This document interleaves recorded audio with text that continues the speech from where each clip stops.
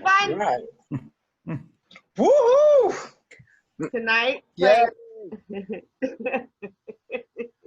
are you on a delay? You're killing me.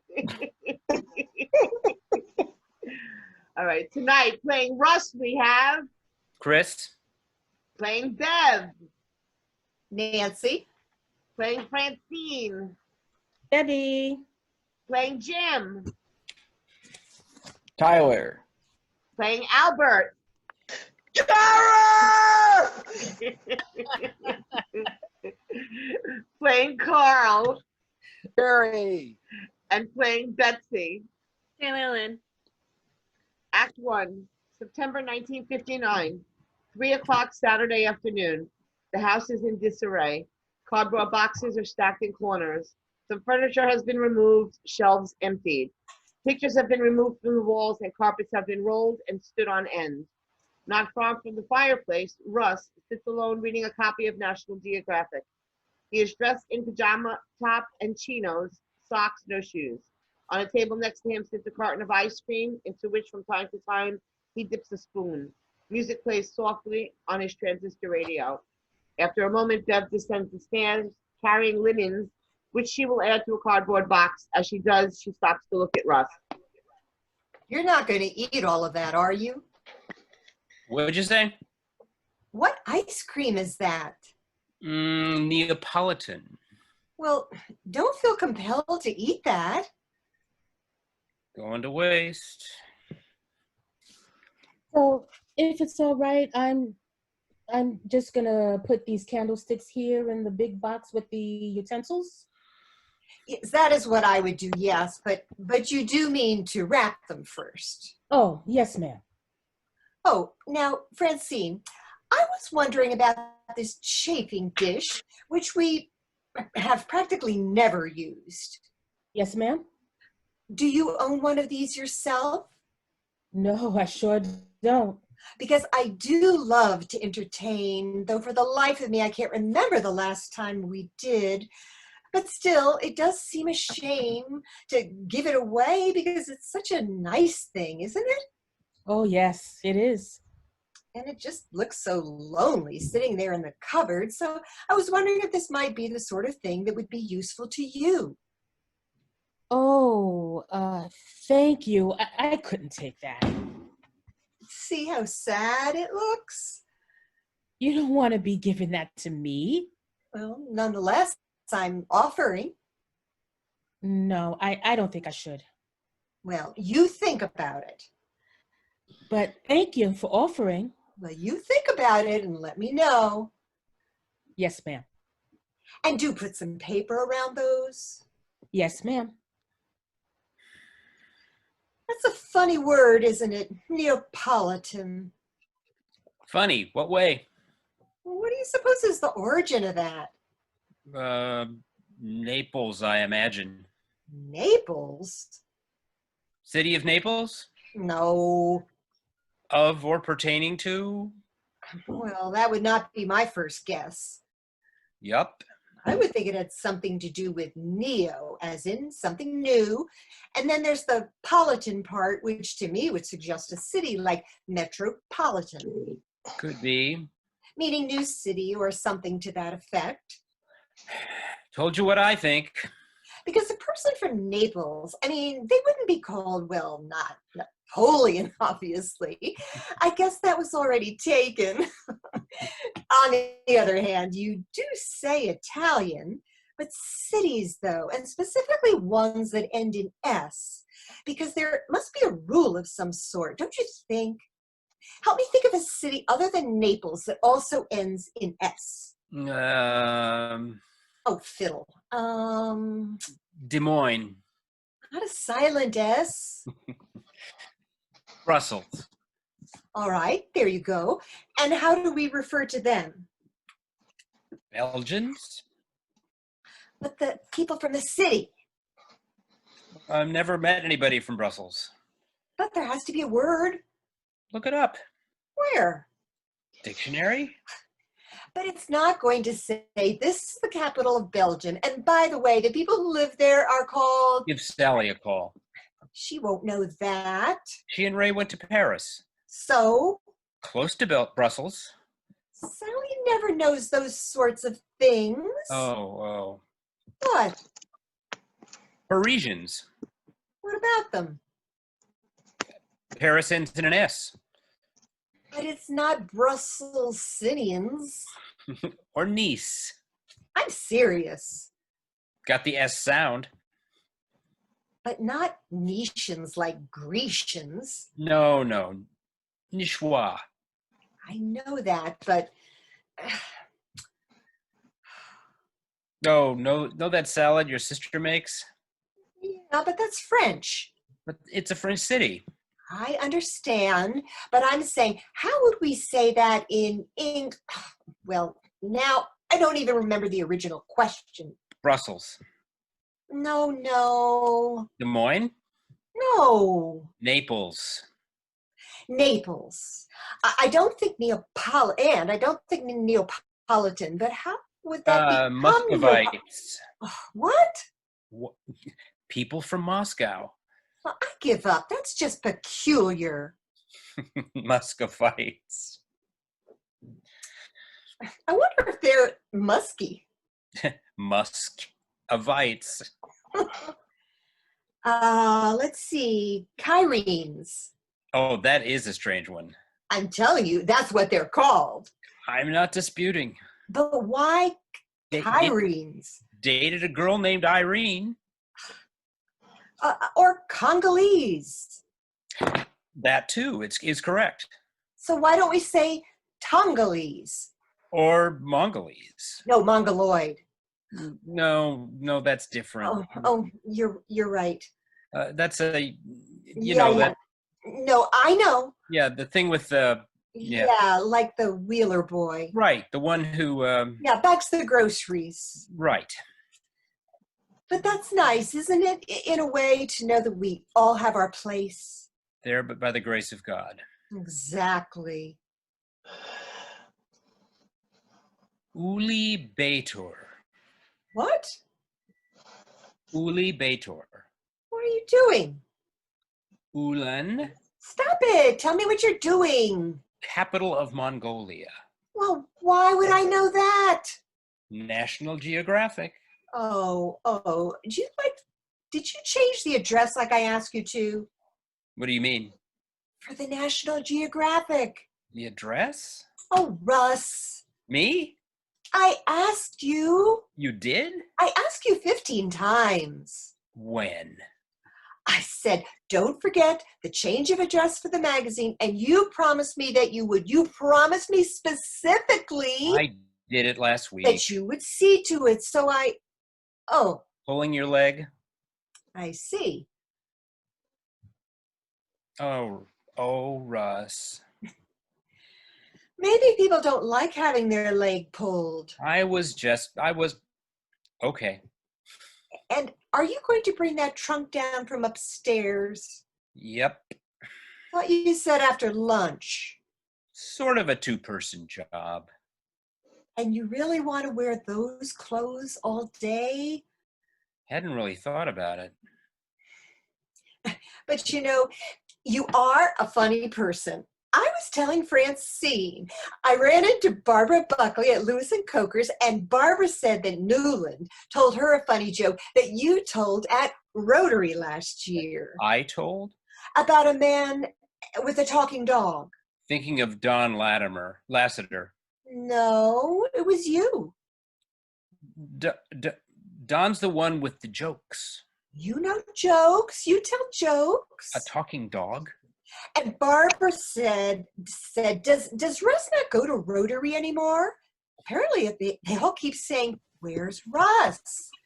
Not that I care one way or the other, but it does seem that you used to enjoy going, and I don't see why that of all things should have to change. And please don't say, what's the point, Russ? I hate it when you say that, because for that matter, I was going to say. well, what's the point of anything enjoyable, really? Ring, ring, ring, ring. Why not just sit in a chair all day and wait for the end of the world? But I don't intend to live the remainder of my life like that. And I think that you could take notice of the fact that talking that way frightens me. Stoller residence. Not trying to frighten you. Who may I say is calling, please? Ulaanbaatar. Excuse me, Miss Stoller? Who is it? Mr. Littleton wanted to talk. Oh, for the love of... Tell him I'll call him back. Not one thing, it's another. I only mean that people are concerned about you. Well, that's the nature of the... What's the nature of the concern? And I don't see the point of spurning their good intentions. Gee whiz, I'm just reading a magazine. Says he's calling from a payphone. Just say we're occupied. No, I'll take it. Thank you, Francine. I'm just repeating what Barbara said. Barely know the woman. Hello? No, it's just, we're in a state of disarray, Carl. Somehow I spurned her.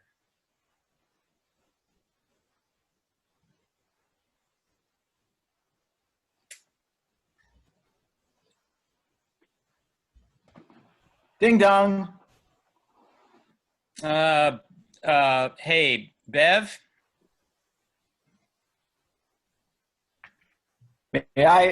May one intrude, he politely asked. Jim's at the door. Oh. Come in. Carl, I can't hear what you're saying. Russ, my friend, I am crossing the threshold. Hey, Jim. Holy Toledo, Jiminy Christmas. Bev's on the phone. Hate to be the one to break it to you, buddy, but somebody made off with your stuff. Kind of discombobulated. Oh, Carl, I don't think so. Not today. Not the big day, is it? No, Monday. No, it's just, Russ is a little under the weather. Piece of advice. Watch out when you start lifting things. Learned that the hard way last month. Is that right? Oh, yeah. Judy says, Jim, I gotta have me the spinet piano. A task which naturally falls to me. Well, if it's absolutely necessary. And there I am, and this thing halfway up the front steps and me underneath. And of course, it's not the weight, you know, it's the angle. All right, Carl. Which is why they tell you to bend the knees. Well, will you look at what the cat dragged in? Yeah. Well, what is this all about? Bev, I am trying to bestow the pearls of my wisdom upon this man. No. I was listening. Oh, isn't it just a jumble in here, all of this? So what? I was saying to Russ that said somebody cleaned you out. Not coming here, is he? Oh, I don't know. You know Carl. Carl Linder? Bev? Oh my gosh, you gotta look at Betsy lately. Oh, I know. Give that girl a wide berth. Jim, can I get you some iced tea? Maybe call back and ask him to come later. It was a payphone. Oh, I know. Now, wait. Now, Jim, I'm going to ask you a question. Uh-oh.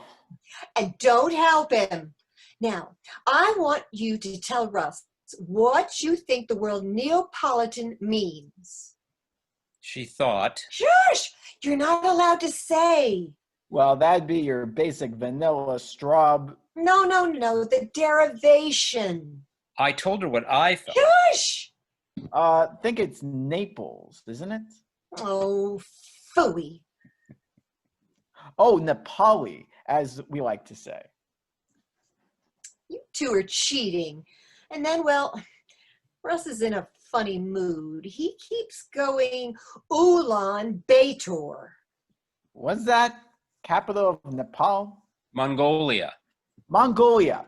So then what's the Nepalese? Do you say Nepalese? I hope it's not Neapolitan. Kathmandu. Kathmandu. Oh, well, I don't even know why you two know these things. Ms. Stoller. Knowledge is power, Bev. Then I choose to remain powerless. Do it again. Do what? How you said it. Oh, no. Oh, do it, Russ. No. Do it for Jim. Bev. Why not? Sorry, Jim. Why for me, but not for him? Well, for one thing, because it's not funny. Excuse me. I'm fixing to go, so if you need something else. Oh, yes, one thing, Francine. You remember that big trunk that's upstairs? No, Bev. She doesn't mind. Just told you I'm doing it. You said it's a two-person job, and here's two of you right here. Well, what's the emergency? I would offer my service, Oh, no. but I am under doctor's orders, believe it or not. Well, I'm just needing to leave by 3:30. All right. Francine, I'm going to move the gall-darn trunk. Yes, sir. That's what I get for trying. So, Did you eat any lunch, Jim? Do you want some? no.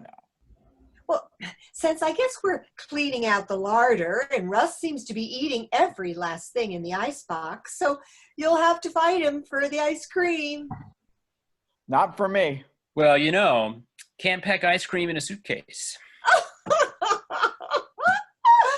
Oh, it is sick. Did you hear what he just said? Man's got a point. How do you think of these things? Ice cream in a... Not unless you're moving to the North Pole. Oh, thank goodness we're not moving south. That'd be a mess. No question. No question. Well, I'm going to see what we do have. What, are you coming down with something? Who? Bev said under the weather. Me? And here you sit in your PJs? No. I'm took the day to truck coming, so I got you. couple days off. Playing hooky. No. Bev's your alibi. Just giving her a hand with stuff. And you are hard at work, as I see. No, I just... Kidding you. I know, yup.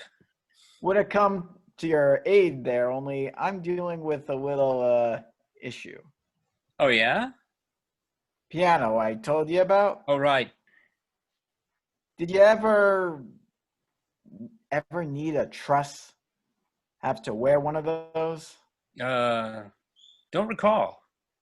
Oh, you recall if you did. Oh, guess not then. Then you are a fortunate man. I hear you. Bend the knees or suffer the consequences. Oh, yep. Oh, So Monday, you said? yep. Off to the hinterlands? Yes, Monday it is. Jim, was that a yes or a no on the iced tea? I would not say no to that. Russ? I believe Russ is declining your gracious offer. I thought as much. Monday. Indeed. Head them up. Move them out. Yep. And when you start that Glen Meadows office, Monday after. how about that? Yep. And how's that shaping up? Oh boy, now that's a nice setup. I betcha. And spacious, that's the thing, and carpeted. And I gotta look at the office they're putting me in. Tell you what, I thought to myself, what the heck do you do with all this space? Corner office, windows, two sides. But the space in the primary, this is just extravagant amount of space. Elbow room. Other thing is we get situated up in the new space. The time it takes, driveway to parking lot. Know how long it's going to take me? 5 minutes. 6.5. Close enough. Timed it, door to door. Roll out of bed and boom. And Tom Perricone, I don't know if you know Tom, colleague of mine, now he's going to relocate to the same office, and they live right down here off of Larrabee. You know what that's going to take him on the expressway? That's a drive. 35 minutes, and that's no traffic. Well, Judy and I are going to miss having you two around. Well, yeah. And how's Bev doing? Oh, you know, Bev loves a project. Keep her occupied. The mind occupied. What does she worry a lot? No more than About you? me? No. You seem good to me. I meant, you know how she gets. Sure. Overexcited. I can see that. Worked up over things, minor things. Things like Oh, you know. not calling yourself a minor thing, are you? No, I didn't. I meant things like, Do you consider yourself a minor thing? Jim, I didn't. Well, actually, in the grand scheme of things, I don't think anyone is. Particularly, did Bev ask you to come over? Nope. I mean, it's good to see you. Great to see you. I mean, we can run. We ran into each other a couple of days ago. Got to talking. Uh-huh. Little about you, since she cares about you. Right. The heck's she doing in there? Everybody cares about you, Russ. Yeah. Well, tell you what I think, and I'm not a psychiatrist or anything, but I do think a lot of people today have this tendency to brood about stuff, which, if you ask me, is well, short answer, it's not productive. And what I'd say to these people, were I to have a degree in psychiatry, I think my advice would be maybe get up off your rear end and do something. Huh. Be my solution. Uh-huh. Of course, what do I know? I think you know plenty. Hey, Bev. Like, I think you know your son was a good man, no matter what. Hero to this country. Nothing changes that. Yep.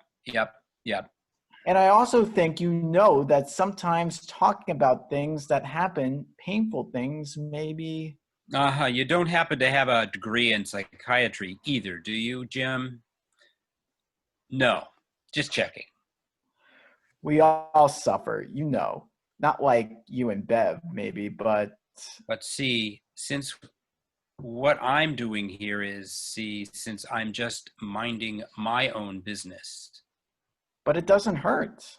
Sort of seems to me you might save yourself the effort worrying about things you don't need to concern yourself with.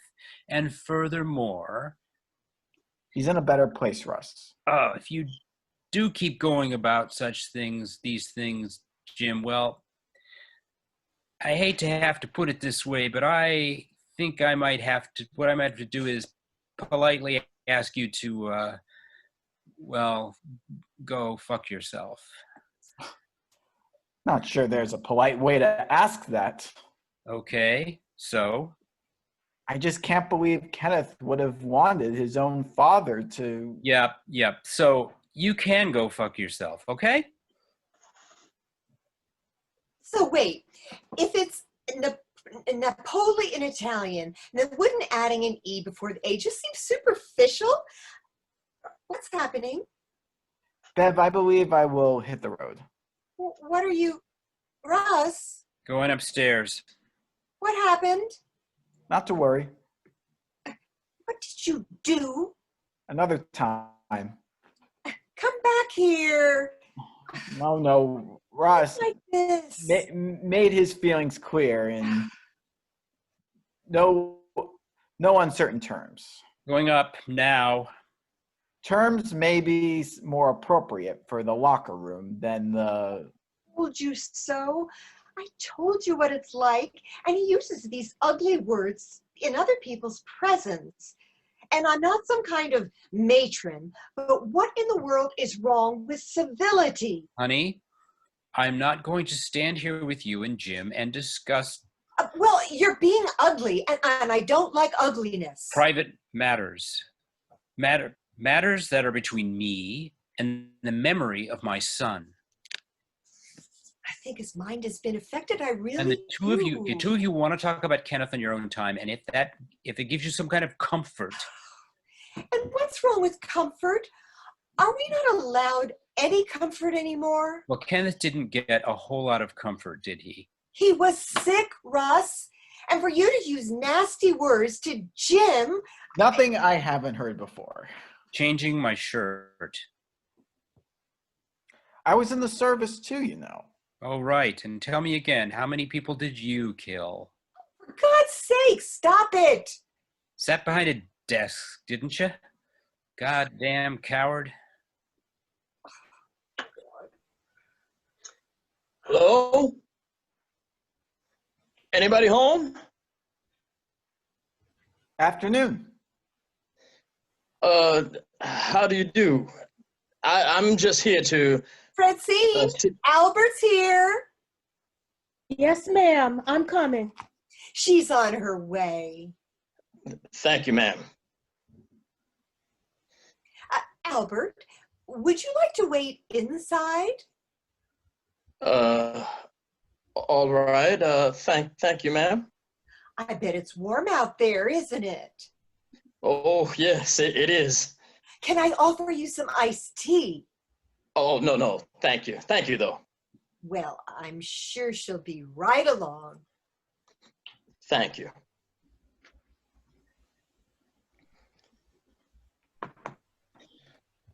I think maybe it's time for me. Oh, please don't go. Please don't. I just don't want to be alone with him right now. It makes me feel so alone. You're not alone. The way that he sits up all night long. Last night he was just sitting there at 3 in the morning. I know, I do. And I say to him, so don't you feel sleepy? Do you want to take a Summonex or play some cards maybe? And he says, I don't see the point of it. As if there's some grand justification for every single thing that a person... Oh, wait. Yoo-hoo! It's all right. Something wrong? No. She said she's right on her way. I can wait outside. Francine! I'm coming. Oh, there she is. I'm sorry. I guess I'm moving a little slower than usual.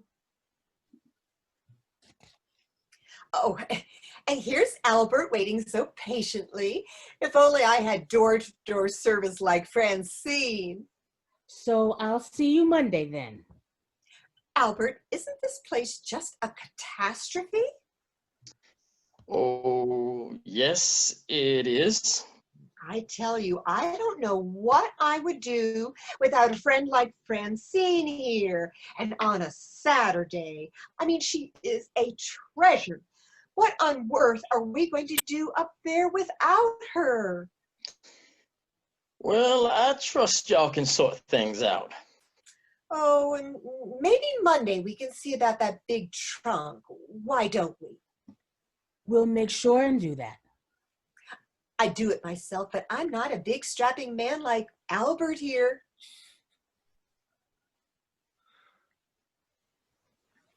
Jim, Afraid I've got to exempt myself. Oh, no. Francine and I can manage. What's it? Trunk, you said? A Foot Locker. Where's it at? No. We just need to bring it down the stairs. I don't mind. Oh, thank you, but no. But definitely Monday. These stairs here? Oh, no. I mean, it wouldn't take but 2 minutes. Just, I got these things here to take care of. I can put them in the car. Oh, got yourself a car? Yes, sir. What's that? Pontiac? Yes, sir. It's just that I'm afraid we're going to be late. Late for what? The place we got to be. The place? Remember? What are you? I'm sorry. Said 2 minutes is all. Well, I've got my hands full. I just said I can put them in the... I can put them in the car. I can do that. Did you get the chafing dish? No, ma'am. Thank you, though. Be right back. Ah, unexpected. Hello, Carl. Bev. Voila. Excuse us if you don't mind. Not at all. After you, sir. What's the matter with you? Aha, Jim, too. Hello, lad. Carl. Come on in, Carl. Yes. Could do that. However, you'll recall, Bev, that Betsy currently happens to be, how shall we say, Oh, is it almost that time? point being that she did accompany me. What do you mean she's in the car? She is. Oh, well, for heaven's sakes, Carl, don't leave her out in a hot car. Well, that was my thinking. Bring her in with you. Will do. Of all things. Back in a flash. You changed your shirt. Bev. I know I'm being silly. I know I am, but Not at all. Not in the least. it's just that after 2.5 years, you'd think that with time, because it's supposed to be the thing that helps, isn't it? A little bit of time. A great healer. And I thought with the new job and the move, I thought somehow he would start to let go of... Where are you going? The basement? Yep. Are you looking for something? Yep. Here we are, then. Oh, there she is. Hello, Beth. Well, just look at you. My goodness, you are just the biggest thing. I know, it's true. I'm so big. Took the liberty of not ringing the bell. Betsy, you know Jim. Indeed, she does. Hi, Jim. Oh, well, now look at that. Look at them go. What is that about? Somebody translate. Carl. Uh-oh. What did I do? Did I misspell? It seems, Jim, that you told Betsy that she was expecting a storm. No, he meant stork. You meant stork, didn't you? I need my umbrella. Her umbrella. I understood that. Have to check the weather report. A storm. I am going to tell that to Russ. Just have rusty fingers. Carl? Jim says his fingers are Probably attempts to play you as Americans for fools. See, The she man understands. in Tulsa, Jim, Oklahoma, maybe you need soap? on Juneteenth, and then refused to acknowledge what sent so many to the streets. So, for the Now rest of your... that he did a good thing. He made Juneteenth famous. Uh-oh. He Somebody made see the Juneteenth famous. Harley? That, quote, nobody had ever heard about it. Hey, Harley, is that you? Is your Yeah, radio it's on? Harley. He thinks his rallies. It's his TV. Thank you. Great. Better now. Staying relevant. Do we want to go back a scooch? Sure. Jim, maybe you need soap. So, No, I Roger. And there's the man himself. Thought he'd absconded. The Lindners are here. No, Russ. See? You see my gloves anywhere? Tunneling to China, are we? Pair of work gloves. Do you know, I just got through saying how Russ and I never entertain, and here it is, a regular neighborhood social. Well, we shan't be long. Carl, do you suppose Betsy would like a glass of iced tea?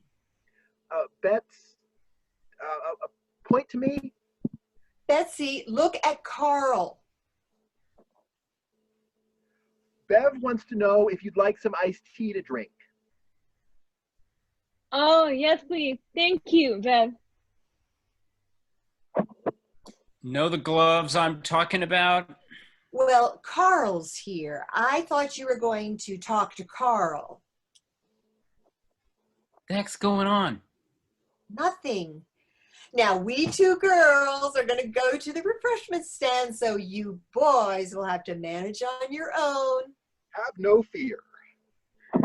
So how are you feeling, Betsy? Are you tired? No, I'm fine, Bev, really. Now, Russ, Bev tells me you're indisposed, and normally I'd... Yeah. It's not contagious, is it? Is what? Hate for Betsy to come in contact with any... Not contagious. Can't be too careful, or possibly one can. Anyway, hate to commandeer your Saturday afternoon here, a man's home, as they say, but as we haven't seen your face at Rotary of late, I thought I might... What's on your mind, Carl? Intrude upon the sanctity of, what'd you say? What's on your mind? Well, firstly, yes, sit. Yes, yeah. Carl, I will be taking my leave. Not on my account. Parish business. Well, truth to tell, Jim, we might actually benefit from your insight here. If it's not pressing. Actually... Not to usurp your authority, Russ. You're a castle. You are the king. What's on your mind? Is this safe? Anywhere. No breakables? And Jim? Minute or two. Good. So, Iced tea for you, Carl? problem being that I do have some sensitivity to the cold beverages. So my question would be, is the tea chilled? By which I mean, has it been in the Frigidaire? No, Carl. Then if I might have a serving minus the ice, that would suit me fine. All right, Carl. Anyway, Russ, if you don't mind, I will proceed directly to, dare I say it, the crux. So first and foremost, as far as matters of community are concerned, I have always maintained. All right, you boys. What, is something... She's fine, Carl. Is that tea she's drinking? Yes, Carl. Slow sips? Small sips? All right, Carl. You were saying? Had overwrought, I suppose. Well, with Betsy's condition, but well, given our history of 2 years ago, I don't know, Russ, if you knew the details of that. Some, yep. And Jim, source of great comfort for us during all that. It was the umbilical cord, nature of the problem. I knew that. Wrapped around the what was Betsy's condition, but it was the nature of wrapped around exactly. So no one at fault, no one to blame. But these tragedies do come along, as you and Bev well know. What are you hoping, boy or girl? No. Touch wood, no tempting fate. There you go. Not to compare our little setback to what the two of you endured, but Something about a crux. right you are. To backtrack, I take it, Russ, you're aware that the community association meets the first Tuesday of each month, and as I'm sure you know, Don Skinner is part of the steering committee, and somehow it came to Don's attention that at this late juncture that Ted Driscoll had found a buyer for this house. And I have to say, it did come as something of a shock when Don told us what sort of people they were. What sort of people are they?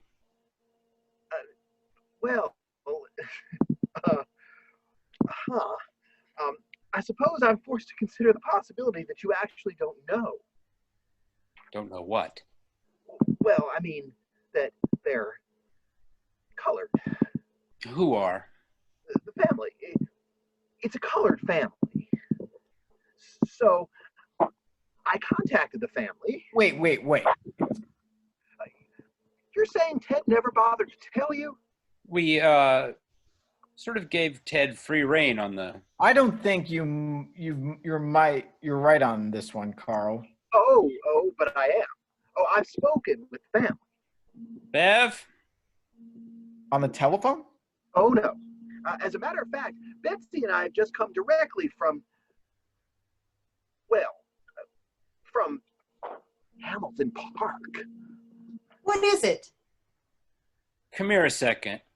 Now, Russ, you know as well as I do that this is a progressive community. What is he talking about? And if you take the case of Gelman's Grocery, that's a fine example of how we've all embraced a different way of thinking. Slow down a second. Bev, get Ted Driscoll on the phone. For what? Carl is claiming. Russ, I have met personally with the family and... What family? He claims this family, the family to whom Ted sold the house. It's a colored family. Sorry, don't we say Negro now? I say Negro. Well, it's only common courtesy, and I say them interchangeably. Not trying to tell you how to conduct your business. Of course, I said Negro to them. No, I think we both know what you're doing. And furthermore, I don't think Ted would pull a stunt like that. Yes, we all admire Ted. But I don't think any of us would accuse him of putting the community's interest ahead of his own. Oh, this is ridiculous. And I don't think any of us have forgotten what happened with the family that moved into Costner Avenue last year. Now, Costner Avenue was one thing, but Clybourne Street? Wait. Carl, are you sure? I was sitting with them not 2 hours ago. But isn't it possible that they're, I don't know, a Mediterranean or... Ev, they are 100%. And I don't know how much time any of you have spent in Hamilton Park, but Betsy was waiting in the car, and I can tell you there are some unsavory characters. Carl? But in the case of Gelman's, I think there was some mistrust at first, having been Kopechne's market for such a long time. But in the end of all, Murray Gelman found a way to fit in. And they hired the Wheeler boy.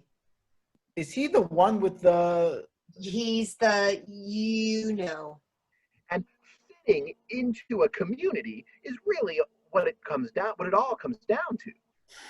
The heck is going on up there?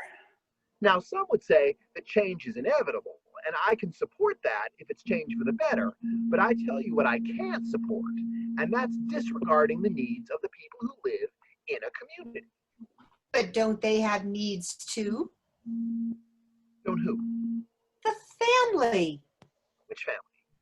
The ones who, Purchasers?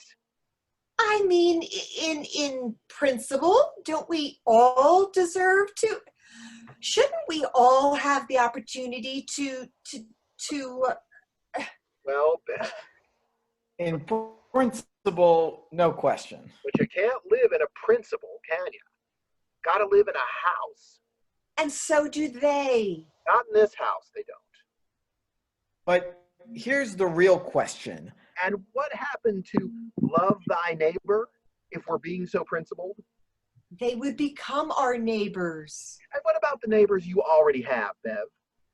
I care about them too. I'm afraid you can't have it both ways. Okay, assuming. Wait, why not? Well, do the boundaries of the neighborhood extend indefinitely? Who shall we invite next? The Red Chinese? But the key question is this. No, why not have it both ways? Darling, I came to talk to Russ. Excuse me, ma'am. Why not? If it would benefit someone, But would they benefit? if they could be our neighbors. But they won't be your neighbors, Bev. You're the ones moving away. The question is, and it's one worth asking. Sorry to bother you. Okay, let's assume your information is correct. For crying out Sorry, sir. loud. My fault. What the heck is That the was me. matter with you? That was Bev. all my doing. I'm sorry.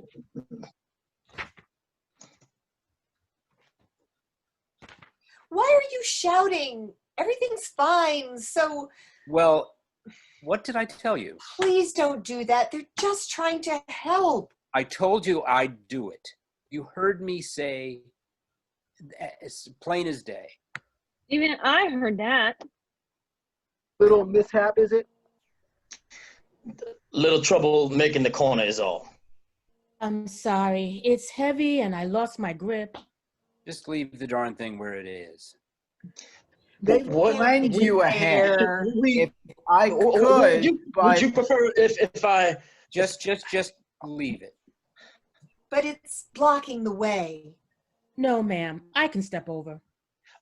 It's all right. I got her. Anyway, let's not drag this out ad infinitum. Russ, don't. 1 second, if I might. Sorry, Francine, is it? Yes, sir. Francine, we've just been having a little conversation here, and I was wondering if maybe you could spare as a couple of minutes of your time. What good does that do? Go next door, talk to the Olsons, talk to those who stand to lose. I want to pose a little hypothetical to you. What if we said this? Let's imagine you and your husband here. Let's say that the two of you had the opportunity to move from your current home into a different neighborhood. And let's say that neighborhood happened to be this one. Well, I don't think that we would financially get. But for the sake of the argument, say you had the where. Would this be the sort of neighborhood you'd find an attractive place in which to live? Oh, this is so silly. It's a very nice neighborhood. No, I'm asking, would the two of you, would your fam, I assume you have children? 3 children.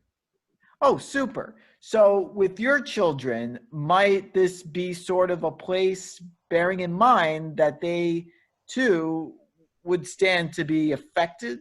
This is confusing things. It's confusing the issue. It's a very lovely neighborhood. No, be honest. We want you to stay. I think what Jim is asking in his way. He means living next to white folk. Well, yes.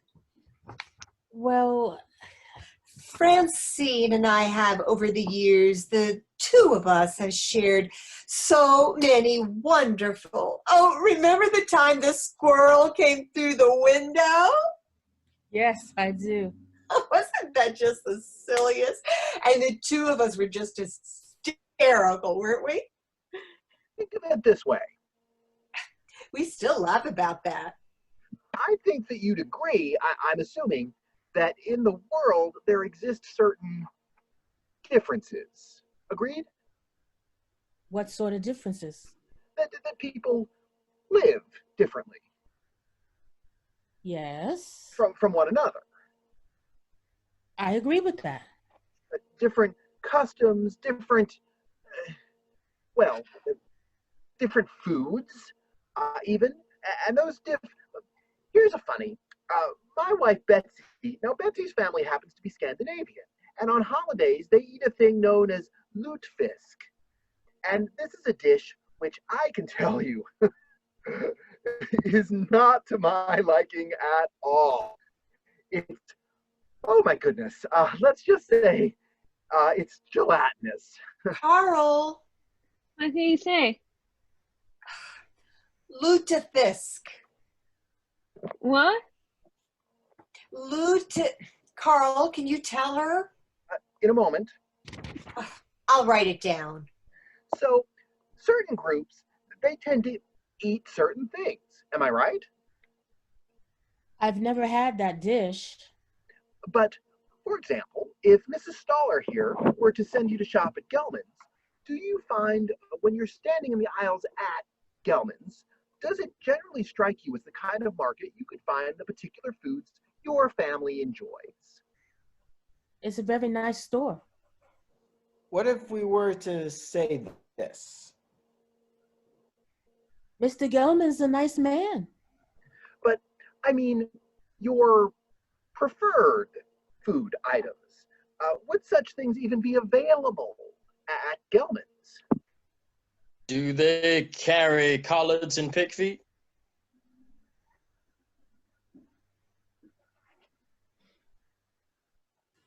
More. Because I sure couldn't shop nowhere they didn't sell no pig feet. Sorry, y'all. Well, I think Albert's being humorous here, but Oh, Luffy. I like Luffy. I will say this. I like spaghetti and meatballs. You do find differences in modes of worship. If you take first Presbyterian, now that's a church down in Hamilton Park, and I've taken fellowship there, and I can tell you the differences are notable. Jim? Not a value judgment, apples and oranges, just as how we have our organ here at St. Thomas for accompaniment, whereas at First Presbyterian, they prefer a piano and occasionally, well, tambourines. What's wrong with tambourines? Nothing wrong. I like tambourines. I like tambourines as much as the next person. Well, let me ask this. Excuse me. Francine, was it? Yes, sir. Francine, may I ask, do you ski? Do I Or your husband, either of ski? you? Downhill skiing? We don't ski, no. And this is my point. The children who attend St. Stanislaus, once a year, we take the middle schoolers up to Indian Head Mountain, and I can tell you, in all the time I have been there, I have not once seen a colored family on those slopes. Now, what accounts for that? Certainly not any deficit in ability. So what I have to conclude is that for some reason, there is just something about the pastime of skiing that doesn't appeal to the Negro community. And feel free to prove me wrong. Carl. But you'll have to show me where to find the skiing Negroes. Carl, Can we all modulate our voices? it's sold, Carl. The house is sold. I understand that. The ink is dry. And we all understand your reasons, and no one holds that against you. Truck's coming on Monday, Fully aware. and that's all there is to it. However, there is one possibility, Nope. Nope. if you'll hear me out. Nope. Don't see the point. Because we went ahead and made a counteroffer to those people. Who did? The Community Association. An offer on this house? Very reasonable offer. But they just bought it, Carl. As opposed to the amount for which you offered the property, Russ, which was far below the assessor's value. Well, we're entitled to give it away if that's our prerogative. Is neither here nor there, since the family rejected our offer. However, Why are we even talking about this? Don pointed out to me that as the seller of the property, you do have a 60-day option to place it in a receivership with the transacting bank to indemnify yourself against liability. Now, that's generally with commercial properties, but in this instance, Nope. Nope. Nope. Nope. Nope. I think as much as Ted deceived you about the buyers, that the bank could still halt the sale, and it would be a simple Carl, matter of a signature, if I could finish. prefer if you didn't. Carl? And for all we know, this family would be perfectly lovely. Well, that's hardly the point, is it? Maybe it's a point to consider. Bev, I'm not here to solve society's problems. I'm simply telling you what will happen, and it will happen as follows. First, one family will leave, then another, and another, and each time they do, the values of these properties will decline. And once that process begins, once you break that egg, Bev, all the king's horses, etc. Carl? And some of us, you see, those who don't have the opportunity to simply pick up and move at the drop of a hat, then those folks are left holding the bag, and it's a fairly worthless bag at that point. I don't like the tone this is taking. Okay, tell you what. And let's imagine if the tables were turned. Suppose a number of white families started marching into their community. Well, actually, that might be to their advantage, but Carl, you do see my point. need you to stop now. Sorry. Maybe not handled with It's all right, delicacy. but maybe it's time to let it drop. Didn't mean to turn it into a public referendum.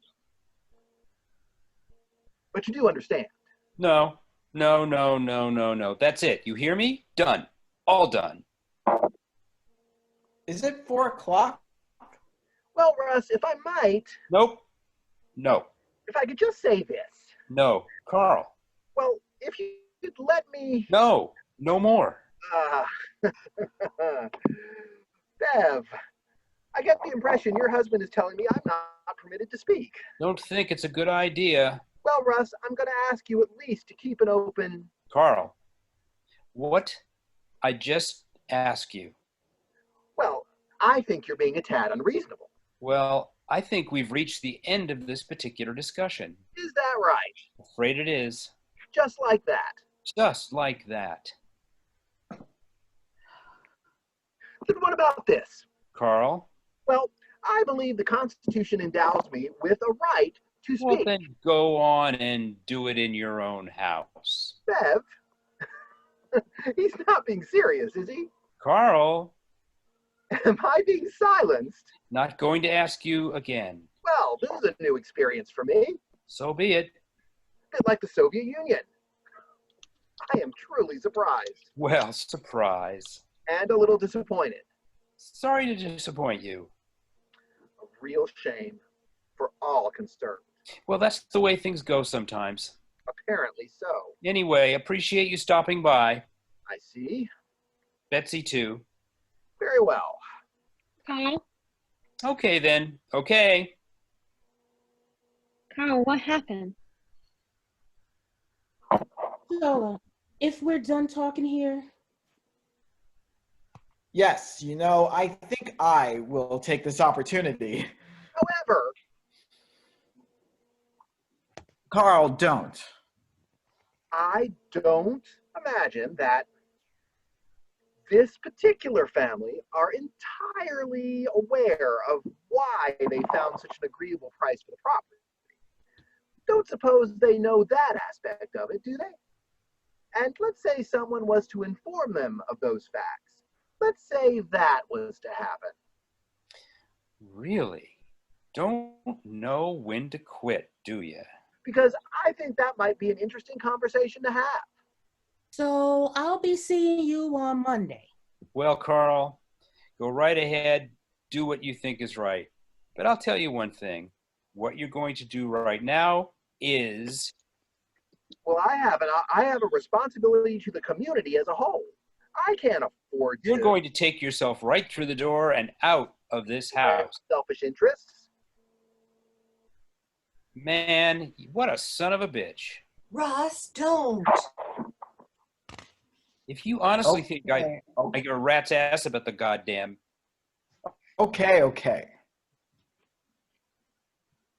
What? You mean the community?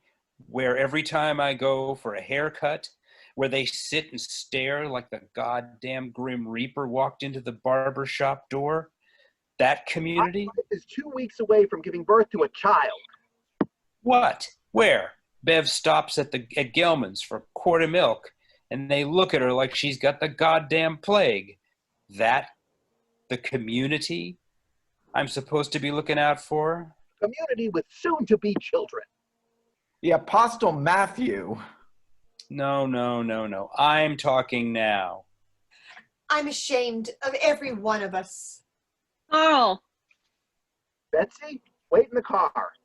Well, you go right ahead and tell those folks whatever you want, Carl. And while you're at it, why don't you tell them everything the community did for my son? I mean, Jesus Christ, Murray Gilman even goes and hires a goddamn retarded kid. But my boy, sorry, no work for him, bub. For you, bub. People were frightened, Russ. Oh, of what? He was going to snap? Going to go and kill another bunch of people? Send him off to defend the goddamn country he does like he's told only to find the kindest sons of bitches he's defending. He did not do the things they claimed he did. He would never. Oh, Jesus, of course he did, Bev. He confessed to what he did. Sit around all day with your head in the sand. It doesn't change the facts of what he did. Not to innocent people in that country, and not to women or children. I mean, maybe he lost his temper For God's sake, what do you think happens in a goddamn war? They told him to secure the territory, not go knocking on the doors and asking permission. And if he was man enough to admit what he did, maybe you ought to have the decency to do the same damn thing. You remember, Francine remembers what he was like, and how he loved to read and think. That's just the kind of boy he was, wasn't it? Yes, ma'am. And the drawings, the most realistic drawings. I think a lot of people didn't realize that it was never my intention to stir up. Oh, no, I think maybe it was. A situation which... Well, maybe if you had known my son a little better, if anyone had taken the time the way that Francine took the time. Here we go, Carl. Let's all read a little something, shall we? What are you? Dear Mom and Dad. Stop it! I know you'll probably blame yourselves. Russ, stop it! Stop it! Stop it! Stop it! Russ, don't. Stable, Russ. I really do. You see what this is like? You see? Well, I refuse to live this way any longer. Dear Mom and Dad. Russ? I know you'll probably blame yourselves for what I've done. Need you calm down. And you can go fuck yourself. Well, that is over the line, mister. That is not language I will tolerate in front of my wife. She's deaf, Carl. Completely. Hello, Betsy. Go fuck yourself. So here's what I'll do for you, Carl. Make your 10 copies of this. You can hand them out at the Rotary, or better yet, put it in the newsletter, Rotary News. Kid comes back from Korea, goes upstairs, and wraps an extension cord around his neck. Talk that over at the lunch buffet next week. Carl? And Francine, walking in at 9 in the morning to find him there. Be my guest, Carl. Go ahead and tell those people what kind of house they're moving into and see if that stops them.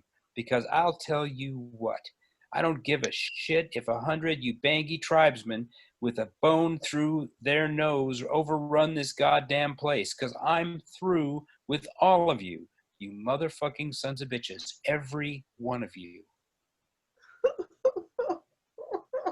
Maybe we should bow our heads for a second. Well, maybe I should punch you in the face. Easy. Carl? What's happening? Careful. Betsy, go, Betsy. Whoa, whoa, whoa, What whoa. in God's name is wrong with all of you people? Wait, I'm lost. Francine, I got it. Francine's line. Yep. stay out of it. Just stay out. Hang on, let's be civilized now. Oh. Don't you touch me. Oh, don't you touch me. Whoa, whoa. Putting your hands on me. No, sir. Not in my house, you don't. I'm all right. What the hell you think you're doing? Who are you talking to? Who do you think? Very manly, Russ. Threatening a minister. Why are you talking to me like the... Very masculine. I think they're all a bunch of idiots. And who's the biggest idiot of all to let yourself get dragged into the middle of it? What you gonna be now? The big peacemaker come to save the day? You're mentally unstable, Russ. Let them knock each other's brains out for all I care. I'm done working for these people 2 days from now. And you never work for them at all. So what the hell do you care what they do? And now I'm going to the goddamn car. It's all right. Nothing broken. I don't mind that, but thank you so much. No trouble. And do let me offer you some money for your help. Oh, no, ma'am. That's all right. That's all right. Oh, are you sure? Yes, ma'am. Well, here, then just let me give you 50 cents. No, now you keep your money. Or how about $1? Take $1. I don't care. Ma'am, Or take 2. It's just money. happy to help. Or take something. You have to take something. No, ma'am. But What about this chafing dish? Did you see this dish? well, we got plenty of dishes. Not one of these. Francine told me. Well, that's very kind of you, but She said you didn't have one and somebody should take it and but we don't need it, ma'am. make use of it so that if you just let me, I'll just wrap it up for you. But, ma'am, we don't want your things, please. We got our own things. Well, Trying to explain to you. well, if that's the attitude, then I just don't know what to say anymore. I really don't. If that's what we're coming to. Ma'am, everybody's sorry for your loss. You know, I would be so proud, so honored to have you and Francine as our neighbors and the 2 children. 3 children. 3 children. We would. Maybe we should learn what the other person eats. Maybe that would be the solution to some of the... If someday we could all sit down together at one big table and Evening, ma'am. where'd you find those gloves? Under the sink. And what are you going to dig the hole? Where are you going to dig the hole? Under the, what's that big tree called? The crepe myrtle. Under that. Kind of late now, isn't it? Do it tomorrow. Kind of lost my temper. Well, that's what happens, as we know. You know what I did the other day? Up there in the house, at the house? What? Driveway to the office. Timed it. Know how long it's going to take me now? 5 minutes? 6.5. Well, you'll have a leisurely breakfast. Read the paper. Cup of coffee and bang. 5 of 7, right back at your doorstep. And what'll I do in between? Well, gee, I guess whatever you, any number of Things. projects Projects. to keep you occupied. I suppose you're right. Ulan Bator. Lights fade, end of Act 1. Act 2, September 2009, 3 o'clock Saturday afternoon. There is an overall shabbiness to the place that was not the case 50 years earlier. The wooden staircase railing has been replaced with a cheaper metal one. The oak mantelpiece and most of the woodwork have been painted over several times. Fireplace opening is bricked in. Linoleum covers large areas of the wooden floor, and plaster has crumbled from the lathe in places. The kitchen door is now missing, and we can see through to an exterior door. The front door stands propped open. Lights rise to find 6 people facing each other in a rough circle. To one side, Steve and Lindsay with Kathy, and to the other, Kevin and Lena with Tom, all dressed in generic, casual clothes for a weekend afternoon. It's warm, and some have iced drinks. Lindsay is visibly pregnant. They sit upon improvised seating, crates, abandoned furniture, etc. Steve, Lindsay, and Kathy study photocopied documents while the others watch. Finally,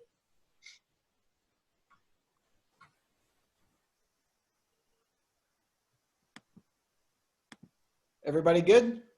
I'm good. Good by me. Go for it. So I guess we should start right at the top. Question.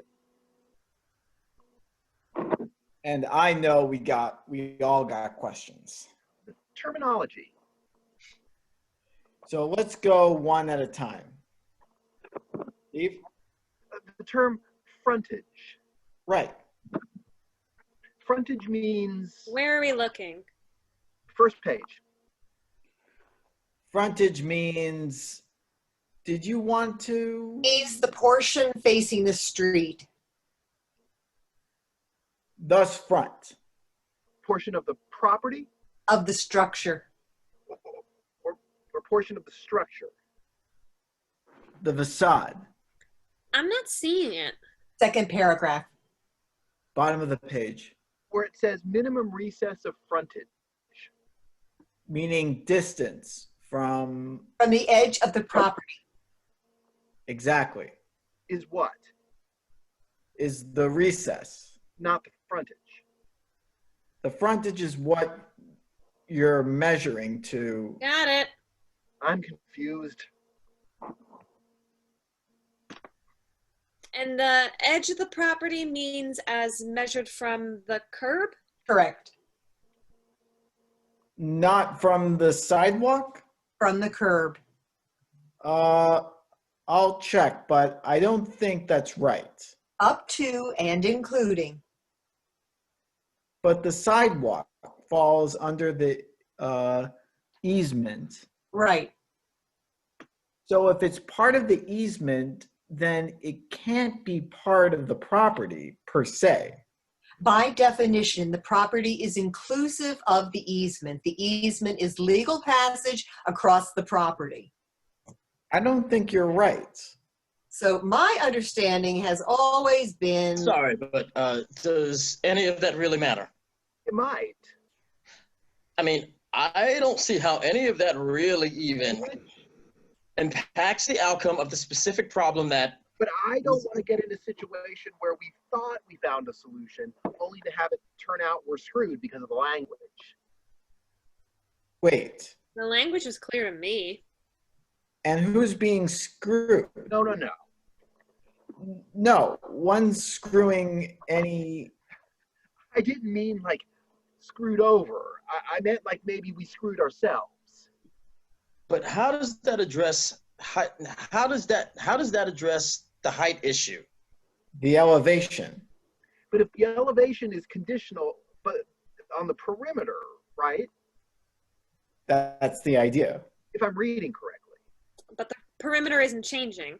But we're saying if it could. But we've established that it can't. Let's say it did. But I'm saying it won't. But I'm saying, what if? But I'm saying, what did we discuss?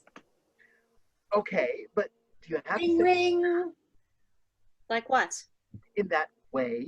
What way? Oh, it's Hector. I better. Sorry. Did I say something in a way? Not that I noticed. Hi, Hector. The architect. You really ought to be here. No, we're doing it now. And no, we're here at the house. Well, if you'd rather wait and do this when he can be. No, no, no. Well, I think we both know what's going to happen. He's going to go completely. And I I'm believe just he's telling you what working to for expect. us, right? Not the other way around. No, we're here with Tom. I forget your last name. Driscoll. Driscoll. So Tom Driscoll and the people from the neighborhood thing, property owners thing. And can I just say, I am in love with this neighborhood. Great neighborhood. Totally great. Well, that's what we're trying to prevent. And the thing for me is my current commute, which is slowly eroding my soul. How far are you coming from? Glen Meadow? Oof. Exactly. And if you work downtown, Where downtown? Donnelly and Faber? On Jackson, right? Donnelly and. Yeah, Jackson, east of, Yeah, I'm across the street. where? You know the big red building? I eat lunch in that building. Capital Equities? You're kidding me. I kid you not. And from here to downtown is like, what, 5 minutes? You ever meet a Kyle Hendrickson? I work with Kyle Hendrickson. No, but I do think you're being a little paranoid because we're not going to let that happen. Let me talk to him. I'm not going to let that happen. Kathy, Wait, Lindsay wants to. let me do it. Hector, I'm obviously not equipped to deal with. I thought you were in Seattle. What's the problem? Tell you later. No. Kathy's here. Kathy's not going to let that. Spaniards. 2 seconds. Spaniards? Architect. You know, Spanish. temperamental. Toro. Exactly. Seem cool to me. You talk to him? Cool to me. You talk to him? On the phone, yeah. He's a good guy. We were in Spain last year. Is that right? Yeah, me, my husband, Spain, Morocco. I just meant with all the paperwork and everything, and then we add him into the mix. I hear you. Cooler heads, you know? Prevail. Right. Spain's fantastic. We did 4 days in Barcelona. Saw the, what's it called? The cathedral, big crazy, Sagrada Familia. that, which I loved. Likewise, the food, which I would happily eat every day for the rest of my life. Paella. I just lost my script. Oh, jeez. Oh, okay, got it back. Paella. Then Morocco to to Marrakesh, which I don't know how you feel about heat, but oh my God. And they keep giving you hot tea. Like, how refreshing.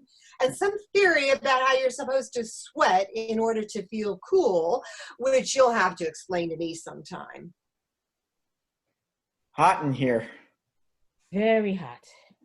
And to top it off, I don't want to bore you with the whole ugly saga, but when they tell you not to eat the produce, take heed. Like Mexico. Because if you ever need to know where to find a doctor at 2 in the morning in the capital of Morocco, when your husband is doubled over with the dysentery, Whoa. give me a call. Said 2 seconds. Went to Prague last April. Oh, I love Prague. Prague is beautiful. Very pretty. The architecture? That bridge. And it's small. That's what's nice. So you can do it all in a couple of days. And then from there to Zurich. Never been to Switzerland, but I like the cheese. And I'm sorry, I didn't mean to, but I was hoping I could say something to everyone, if you don't mind. As long as we're stopped? Oh, no, do. Yeah. All right, well, I just feel like it's very important for me to express before we start getting into the details. Sorry, but maybe we should wait for Lindsay. Don't you think? If it's important. Otherwise, Do you mind? wind up repeating yourself. That okay with you? It's fine with me. But hold that thought. Yeah, I will. Meanwhile, maybe we should look at page 3. Maybe we should. Catch her up when if that's cool with you guys. School with me. Good. Let's do it. Just because I gotta be out of here by like 4. Forge ahead. Page 3, Middle of 3. section 2. Roman numeral 2. Rabat, by the way. What'd you say? Nothing. Couldn't hear you. The capital. Of what? Morocco. She said Marrakesh. It is the capital. No. I've said Marrakesh. Rabat. I don't think you're right. No, it is. Well, possibly. Definitely. Anyway. Or wait, Tangiers. Nope. Why am I thinking Tangiers? No. Maybe we just landed in Tangiers. Oh, wait, no, we didn't. What's the capital? I know what it is. Tangiers was the old capital. No. The historic capital. So sorry. Everything all right?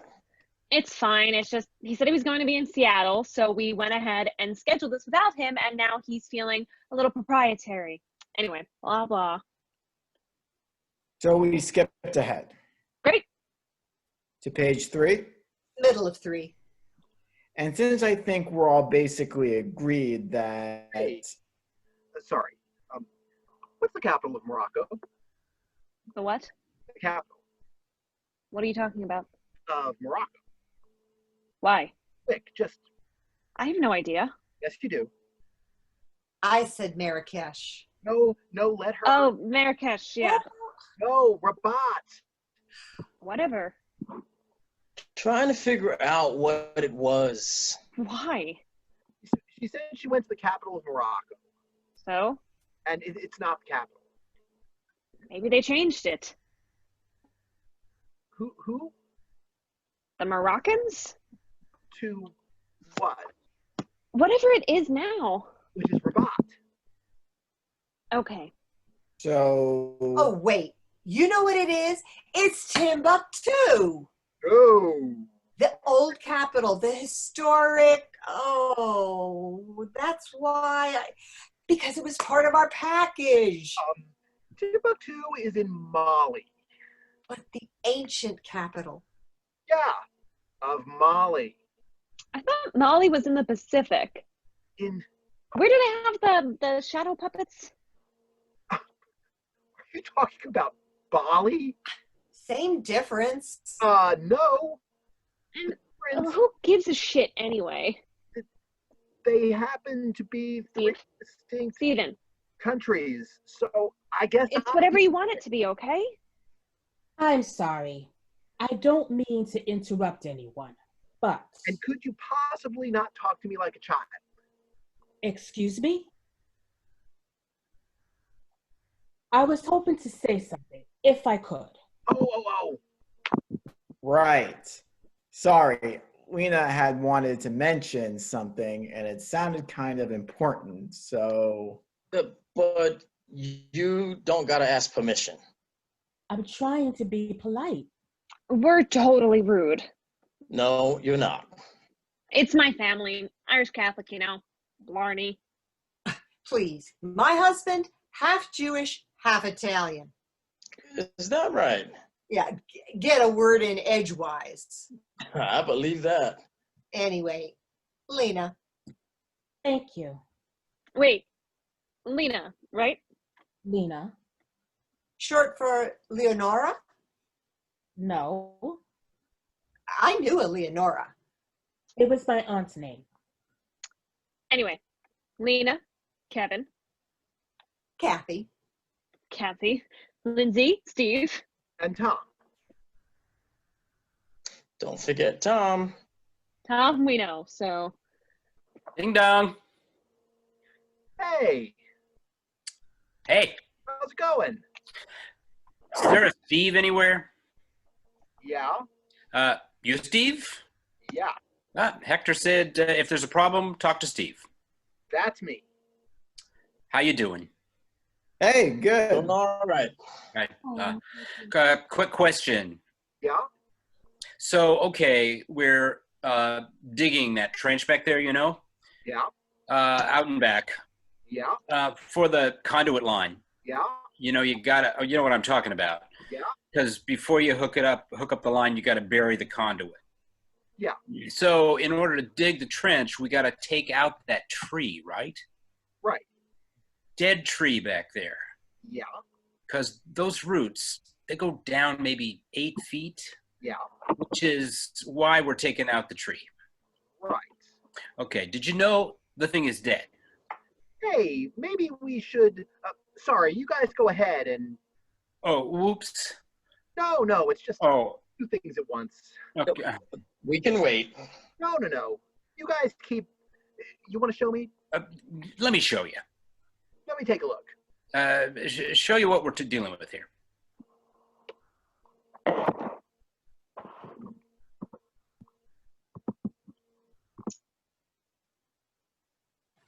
now, I don't remember, what were we? Oh, sorry. Yeah. Okay. Sorry. History. Tell you one thing though, it's hot out there. Right.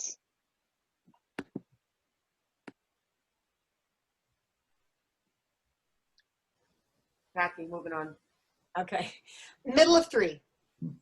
So knowing as we do that the height continues to be the sticking point, and by the way, the reason the petition was drawn up this way in the first place, I mean, nobody wants to be inflexible, but the idea was to set some basic guidelines whereby if, say, the height is the problem, like it is here, then one option would be to reduce the total exterior volume, like your husband was saying. And that's the rationale behind the table at the bottom of the page. So what those figures mean essentially is that each additional foot of elevation beyond the maximum limit, there'd be a corresponding reduction in volume. And the numbers are based on the scale of the original structure, which is relatively consistent over the 12 block radius, and of which this house is a fairly typical example. Now, Except we know they're not. not what? Not consistent. Saying relatively. A lot of variables. We know that. The size of the lots for starters, Right, but the year of the construction, right. So the hope was that by establishing a couple of regulations up front, hopefully we avoid this kind of situation in the future, because obviously it's a pain in the ass for everybody. So assuming the Landmarks Committee passes this part of the petition next week, assuming. safe assumption. And if the Landmarks Committee really wants to pick that fight with the Zoning Committee, that's their business. But that's a matter of if and when. Why is this confrontational? Because somebody might have raised these issues when the plans went to the zoning department 5 months ago. Kathy, I mean, no one had any objection back then. can I say we talked about renovation? We discussed it because these houses are so charming, and I know it's a shame, but when you figure in the crack in the subfloor and the cost of the lead abatement, and in a market like this one, it just made more sense to start from scratch. Right, but the Owners Association has a vested interest, Kevin, and Les called me up last month. They say, Tom, we've got this problem. These people are planning to build a house because that's a full 15 feet taller than all the adjacent structures. No. It's 15? exactly what the block is Is that zoned right? for, Tom. And I think we'd all agree that there's a mutual benefit to maintaining the integrity, the architectural integrity You want to get that? of a historically significant, god damn it, neighborhood. Yeah. Yeah, okay. But don't call me with that in the middle of a step. Well, then give it to Marla because it's Marla's account. Well, where the fuck is Sorry. What's happening? I don't know. You know, it might be a good idea if we all turned off our phones. Excellent idea. Get your problem solved? Did what? Out back. Yeah, I don't know. I hit something. What something? I don't know. Something dangerous? I don't know. Is something going to explode? We're putting in a koi pond, and there's a filtration system that has to hook into the municipal. Anyway, they ran into some kind of whatever. So what's it? It's page 3. But maybe wait for Tom? Standing right there. If we're getting into legal stuff, I agree, because I'm not a lawyer. I'm not a lawyer. but Kathy's a lawyer. And he's the one with the time issue. Long as we're out by 4. It's 3:30. We'll be done by 4. Sorry about all this. Crazy. When's the baby due? Oh, November. In time for turkey. I know. Boy or girl? No. I don't want to know. Ask Steve. Steve saw the ultrasound. Just la la la la la la la la la. Either way, as long as it's healthy. Knock wood. But something tells me it's a girl.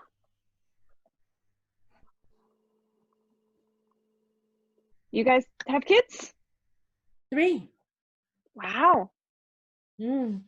How great for you. Yes. Congratulations. Thank you. So, Kyle Hendrickson. Kyle Hendrickson. Kyle Hendrickson, who, may I add, kicked my ass in the 10th grade. Who is this? Wait. Little Kyle Hendrickson. Like the one solitary black dude in my entire high school. kicked your ass. Publicly kicked. Kyle Hendrickson's like, what? Like 5'2"? Wait, when? 5'5", JV, wrestling team, 10th grade. I think that might officially make you a. Think it might. Who are you talking about? Okay, remember I ran into a guy? No. Remember last week? I said a guy from middle school.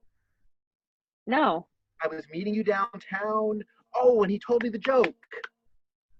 Right? The joke I told you. I don't remember. The joke about, well, neither do I at the moment, but it was a joke we both thought was funny. Okay. Anyway, that guy. That is Kyle Hendrickson, who he works with. Glad we cleared that up. Oh. What? Wait. What? Wait. What? The joke. It's about a guy. Remember, guy goes to jail? No. White collar criminal goes to jail. Remember? And they put him in a cell with. Oh. No. What? Mm-mm. What? Let's. How old are your kids? What's the matter? 9, 10, and 12. Wow. What's your problem? Steve. I was telling the joke. Later. You said, remind me what joke. Okay. But now I'm not allowed to tell it? Stop for a second. Anyway, 2 guys stuck in a jail cell. Stephen? I'm sorry. I don't mean to keep interrupting, but can somebody please explain to me what it is we're doing here? Just send me the fucking document. I mean, I know I'm not the only person who takes the situation seriously, and I don't like having to be this way, but I have been sitting here for the last 15 minutes waiting for a turn to speak.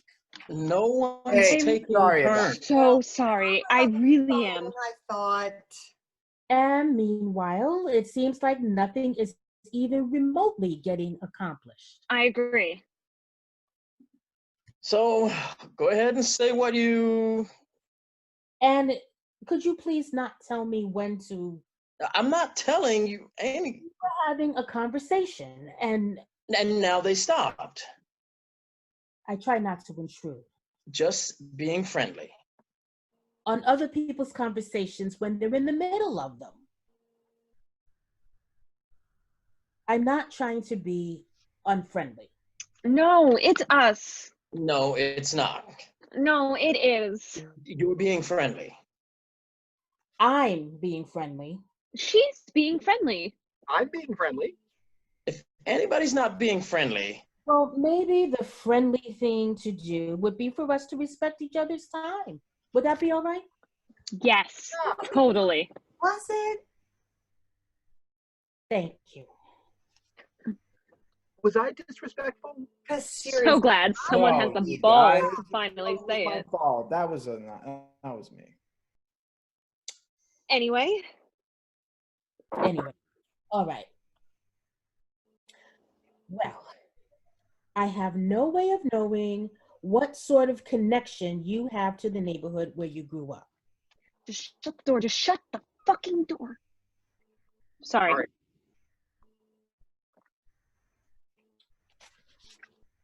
All right. The neighborhood where? And some of our concerns have to do with a particular period in history and the things that people experienced here in this community during that period. Sorry. Both good and bad. And on a personal level, I just have a lot of respect for the people who went through those experiences and still managed to carve out a life for themselves and create a community despite a whole lot of obstacles. As well you should. Some of which still exist. That's just a part of my history and my parents' history and honoring the connection to that history. And No one, myself included, likes having to dictate what you can or can't do with your own home. But there's just a lot of pride and a lot of memories in these houses. Some of us, that connection still has value, if that makes any sense. Total sense. For those of us who have remained. Absolutely. And respecting that memory, that has value too. At least that's what I believe, and that's what I've been wanting to say. Um, can I ask a? Let her finish. Sorry. I was finished. Sorry. Right. So, so when you use the word value, Historical value. You read the petition. yeah, Spelled out pretty clearly. right. But what I mean is, so you don't literally mean monetary value, right? My great aunt Or maybe you do. was one of the first people of color. In a sense, she was a pioneer. No, I understand. And correct me if, but my understanding was that the value of these properties had gone up, They have. yours included, That's true. way up. And we'd all like to keep it that way. But you're not suggesting, are you, that when we build our house, Look, I, for one, I am really grateful for what you said, but this is why we sometimes feel defensive, you know, because we love this neighborhood. we do? We completely do, and we would never want to carelessly Run roughshod. over anyone's. And I totally admit I'm the one who was resistant, especially with the schools and everything. But once I stopped seeing the neighborhood the way it used to be and could see what it is now and its potential. Used to be what? What do you mean? What it used to be? What you said about the history of. And historically, the changing, you know, demographic. Although originally, wasn't it German predominantly? German and Irish. Depending on how far back you. It's funny though, even though my father was German, but back when they were living here. Wait, did I know this? I told you that. In this neighborhood. They went to church at St. Stan's. Isn't that crazy? Is that right? This is the late 50s. My father was a Rotarian, but my mother, she was deaf. I told you that. That I knew. Well, thank you. It was congenital, but then she got pregnant with me and they moved out to Rosemont. Anyway, her family, they were Swedish. There was a great article 2 weeks ago. I don't know if you saw this, about the history of the changing ethnic Distribution. Oh, I should read that. of the neighborhood, and how in the 70s, 80s, how that was followed by a period of rapid Decline. No, not, no. I don't mean decline. I mean, there was trouble. Not trouble. She didn't mean There was trouble. economic trouble. Violence is trouble. That's what I'm saying. Drugs are trouble. Exactly. And the violence as an outgrowth of the criminalization of those drugs. Because, you know, the two of us was both crackheads. Oh, no. Come on. Oh, you're I'm Don't say that. kidding Really? you. Even as a joke? Just messing with you. He's being funny.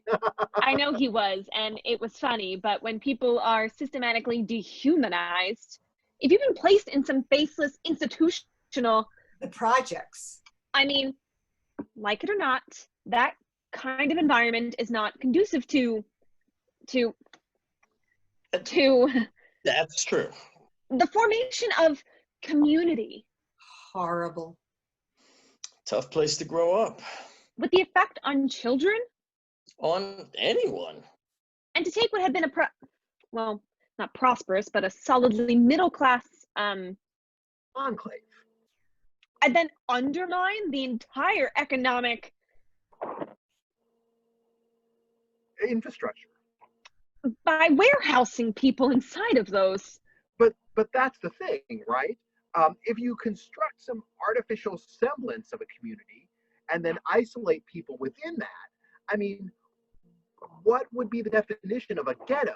You know, a ghetto is a place where Oh, but who uses that word? I don't. where people are sequestered, right? The definition, I'm saying, Well, my family, like Prague. If you think of, okay, Prague had this ghetto, right? A Jewish ghetto. we've been to Prague. Oh my God, Prague is beautiful. I love Prague. You didn't love it? Prague's crowded. And the food sucks. Or is it just me? but I'm saying it's not like one day all the Jews were sitting around Prague looking at the real estate section going, hey, here's an idea. Let's all go live in that ghetto, right? When were you in Prague? Last April. First Prague, then Zurich. I want to go back. You ski? Him? You mean like downhill? That I'd like to see. Ever been to Switzerland? I can ski. I have skied. Get that on video. Why is that funny? Sorry. Seriously, what is it about the idea of me skiing that you find so highly, Anyway. praisable? I just meant you like to golf, you go to Scotland, and if you like to ski. Just trying to picture it. Who it is? Oh. Anyway. Yes. Yes, because Okay, there's sounds right. Let's get it together. goals. Anyway, Where were we? Page 3. Ugh, you're kidding. Nope. How can we still be? I don't know. How is that possible? And it is now 3:45. I'm sorry for taking time. No, what you said was great.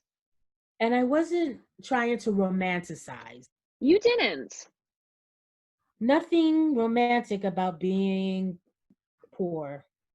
But it was your neighborhood. wait, what street?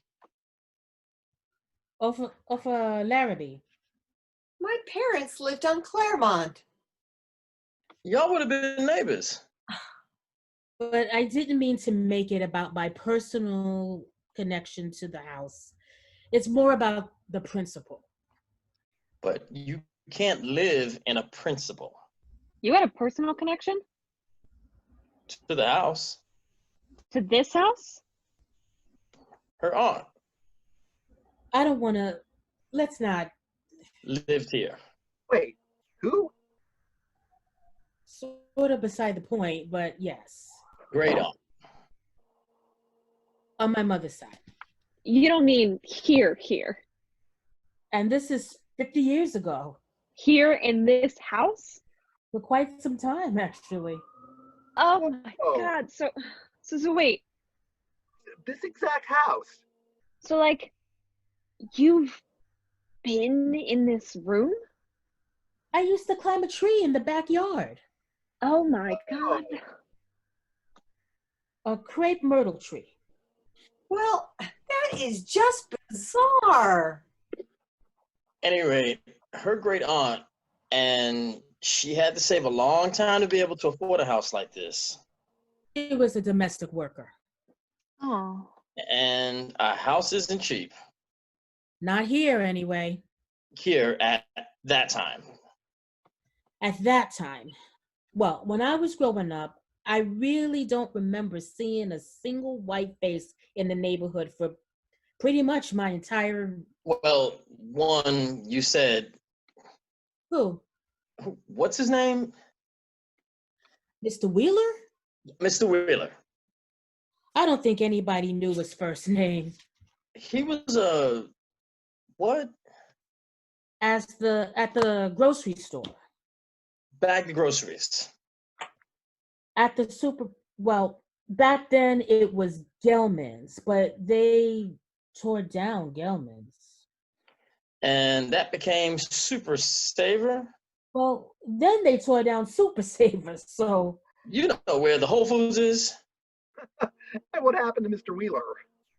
Dead, probably. He was, developmentally. Oh, that's so sad. No, that upsets me. I have a niece with Asperger's syndrome. Given the makeup of the neighborhood at the time and the price of a home like this one, the question naturally arises as to whether it was the thing that happened here in the house, whether that in some way Played a factor. in making a place like this affordable for a person of her income. The thing? It's sad, I don't. the tragic. Thing that happened. What thing? Well, long time ago, but This house? I'm just saying that since she was one of the very first people of color. Wait, something happened in the house What, somebody died or? not important. that we should be concerned about? No. Just that there had been a family who had a son who'd been in the army Korea, maybe? and who, well, a few years after he came back from the war, Killed himself. Oh my God. Yeah. Wow. Oh my God. Sad. Wow. Oh my God. which my great aunt didn't know at the time, Oh my God. That is just. though I assumed you did. No. That is just wait. And they went ahead and sold the house to you Mm-hmm. Wow. without telling her that? Because nobody ever told us that. Well, they wouldn't, would they? 50 years ago. But legally, I mean, don't you have to tell people that? Not if you want to sell it. It was something like he'd come back from the army and he'd been accused of something. Killing people. Innocent people. Killing civilians.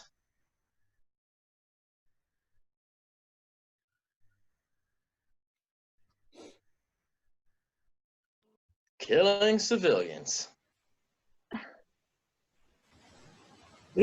Civilized people. And then himself. But you don't mean like like here in this very. No, I mean, not where we're sitting. Upstairs, wasn't it? I stop it. I mean, the version I was told was that he went upstairs. Hanged himself. Okay, nope. I'm sorry, but that is wrong. Where are you going? That is just no. To sell someone a house where What's the matter? no, there should be a law, and I don't care how. Okay, I don't want to know how he did it or in what room, because I'm sorry, that is just something that from a legal standpoint you should have to tell people. It's not. Well, it fucking well should be. Hey. And now I have this horrifying image in my head. But why do you have to make such a big deal out of? It is a big deal. If our family is going to live in a house where I mean, it's not like he's still hanging up there. it's not funny, okay? It's not funny to me. So why are you acting like an asshole? Okay, show you what I got here. So that's your problem right there. Excuse me. And I'll tell you one thing. Yank this up from down there. Take a look at it. You know, the first thing I'm thinking to myself, you know what I'm thinking? Buried treasure. Like Spanish doubloons or something, I don't know. And I don't know. I'm thinking, Dan, you crazy bastard. But I tell you what, I know a guy.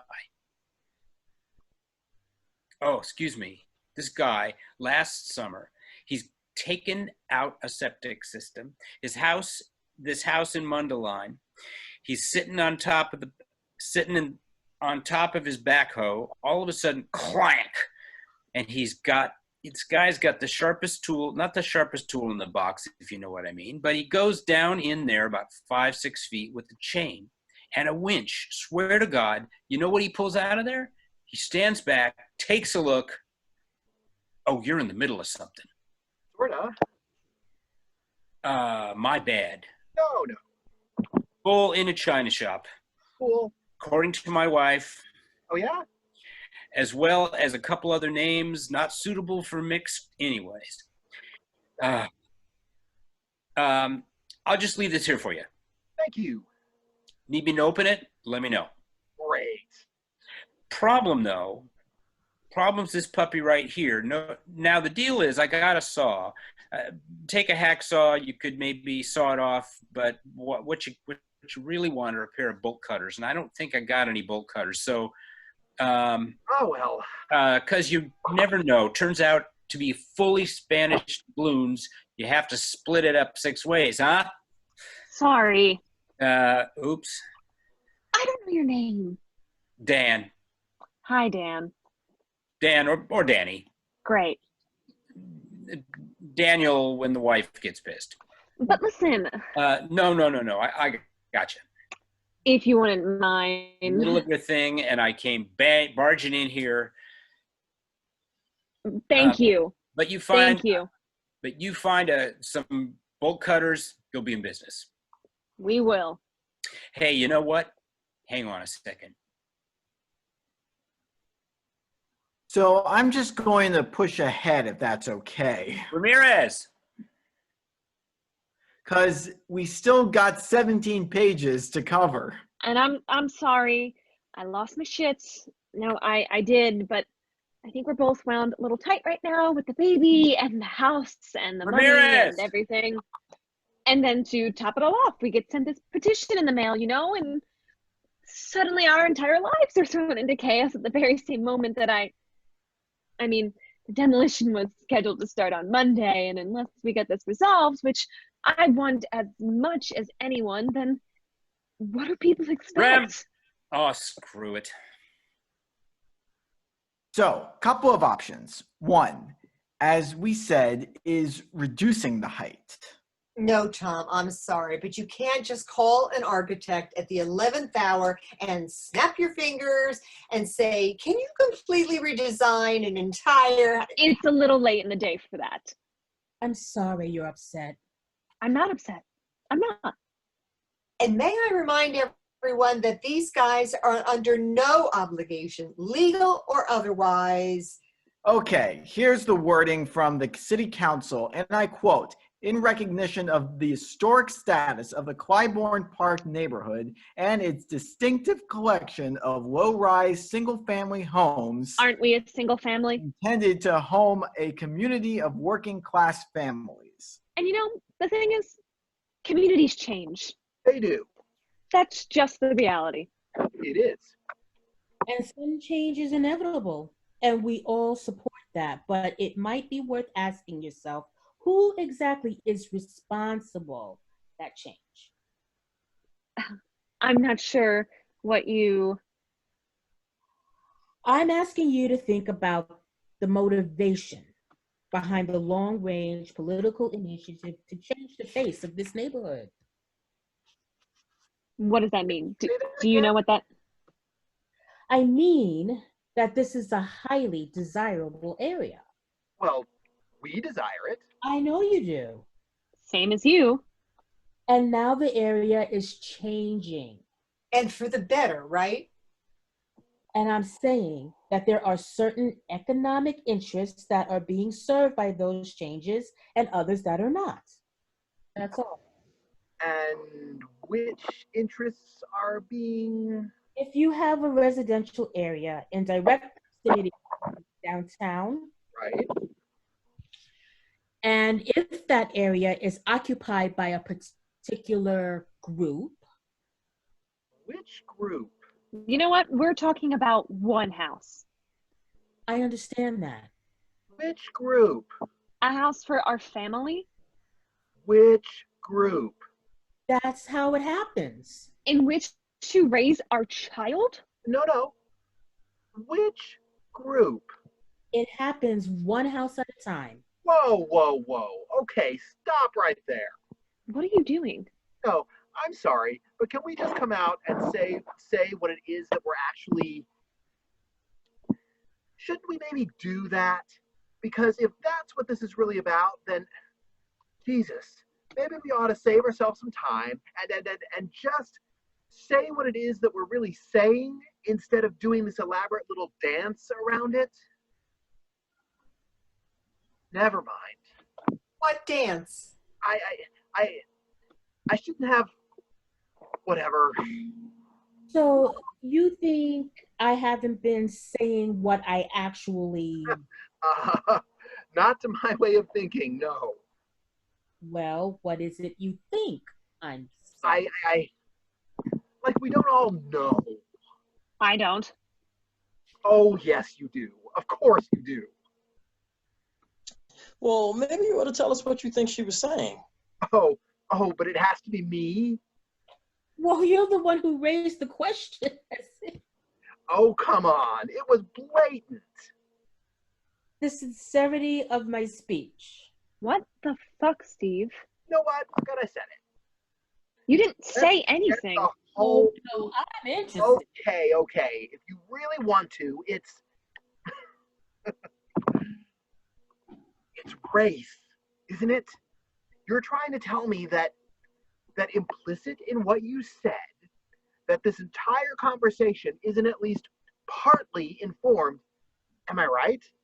By the issue of racism.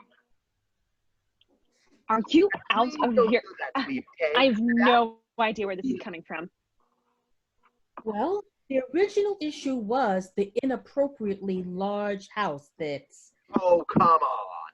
you're planning to build.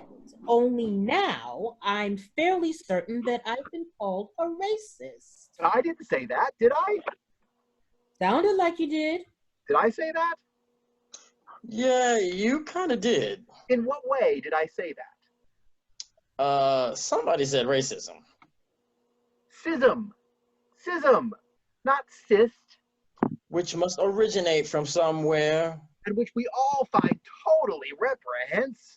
So, are you the racist? Can I just Is it your wife? Don't look at me. look? Because by process of elimination, Here's what I'm saying. What are you saying? I'm saying, was race not a factor? I don't know this person. Were there not these differences? What differences? There's no Okay. differences. He walks in here from the very beginning with all these issues. About your house. And I'm only asking whether, were we not, shall we say... You're creating an issue where none exists. Oh, you heard what she said. She is as much claimed that there's some kind of secret conspiracy. Oh, it's not a secret. There. oh, come on. Now Are you- you seriously? Purposely. Oh, this has been under discussion for at least 4 decades now. You can't prove that. At the highest institutional levels of... Oh, don't act like you don't know what's true. What? And now we're the evil invaders who are She never said that. appropriating your ancestral homeland? No, I'm sorry. This is the most asinine. Half of my friends are black, okay? What? As is true for most normal people. Name one. Normal people tend to have many friends of a diverse and wide-ranging. You can't name one. Candace. Name another. I don't have to stand here compiling a list of. You said half. You specifically. Teresa. She works in your office. She's not your friend. She was at the baby shower, Steve. I hope she's not my enemy. Well, this is all fascinating. Name another. And while I'd love to sit here and review all of American history, maybe we should concentrate on the plans for your property. Yes, yes. Which has been the original topic of the convert. The history of America is the history of private property. That may be. Read de Tocqueville. I rather doubt your grandparents were sold or private property. Oh my God. Look, humans are territorial, okay? Who are you? This is why we have wars. One group, one tribe tries to usurp some territory, and now you guys have this territory, right? And you don't like having it stolen away from you the way white people stole everything else from Black America. We get it, okay? And we apologize. But what good does it do if we perpetually fall into the same predictable little euphemistic tap dance around the topic? You know how to tap dance? See what he's doing? Maybe quit while you're ahead. No. I'm sick of, no, every single word we say is scrutinized for some kind of latent. Meanwhile, you guys run around saying N-word this and N-word that and whatever. We all know why there's a double standard, but I can't even so much as repeat a fucking joke that the one black guy I know told me. So tell the goddamn joke. Not now. If you feel so oppressed, either go ahead and tell it, or do not. Or maybe you could move on. Thank you. Well, I want to hear it. Oh, no, trust me, don't. it's offensive. You're not interested. It's offensive. To me, it's offensive. That's to the me. whole point of the. How does it offend you? Because it's disgusting and juvenile and traffics in the worst possible types of obsolete bullshit stereotypes. Well, now I gotta hear it. No. Not while I'm in the room. Oh, no. Come on. Well, she says it's so offensive, and I have no way of knowing if she's right. And if I don't ever hear it, how will I ever know? You know what? I don't even remember it now. 2 men in jail, you said? Oh, I know this one. Stephen? Wasn't that it? 2 men? Okay. So look, it's not even my joke, okay? It was told to me by Kyle Hendrickson, who, for what it's worth, happens to be Black. Right. So the white man goes to jail. I can't believe you actually intend to. Fine. Anyway. Knock him dead. Goes to jail for, embezzlement. Something. Little white guy. And he's put in a jail cell with this, with the black man? Big black guy. And why big? I am repeating verbatim a joke. Why does it have to be big? Manner in what does that reveal about your subconscious? Little white man. Oh, God. Big black man. So they slam the cell door behind him, I guess, and the black guy turns to the white guy. Black guy goes, okay, I'm going to give you a choice. While you're in here with me, you can either be the mommy or you can be the daddy. And the white guy thinks for a second and goes, I guess if it's up to me, then I guess I'd have to say I'd prefer to be the daddy. And the black guy goes, okay, well then bend over because mommy's going to fuck you in the ass.